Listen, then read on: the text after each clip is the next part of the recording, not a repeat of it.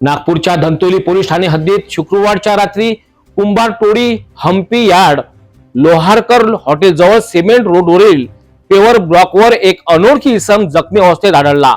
त्याच्यावर अज्ञात कारणावरून धारदार शस्त्राने हल्ला करण्यात आला असल्याची माहिती असून हल्लेखोर 2 ते 3 अनोळखी आरोपी ऑटो रिक्षातून आले होते अशी माहिती समोर येत आहे। शुक्रवारी रात्री झालेल्या धंतोली पोलीस ठाणे हद्दीतील अपघातातील जखमी काही पावले चलून पेवर ब्लॉकवर पडला आणि जागीच त्याचा मृत्यू झाल्याची माहिती पोलिसांनी दिली। मृतकाच्या खिशात पीएमटी पुण्याचे तिकीट आढळले, तसेच त्याच्या छातीवर धारदार शस्त्राने केलेल्या जखमीचे निशाणेही दिसून आले।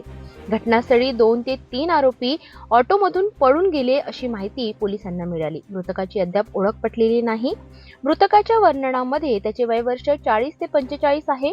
बांधा सडपातळ, उंची अंदाजे 5 फूट 6 इंच आणि डोक्याचे केस काळे, अंगात पिवळ्या रंगाचे फुलबाह्यांचे टी शर्ट, निळा राखाडी रंग चौखडीचा शर्ट आणि काळ्या रंगाचा कोट असं वर्णन आहे। मृतकाची ओळख पटविण्यासाठी पोलीस ठाणे धंतोली येथे संपर्क साधावा असे आवाहन पोलिसांनी केले आहे।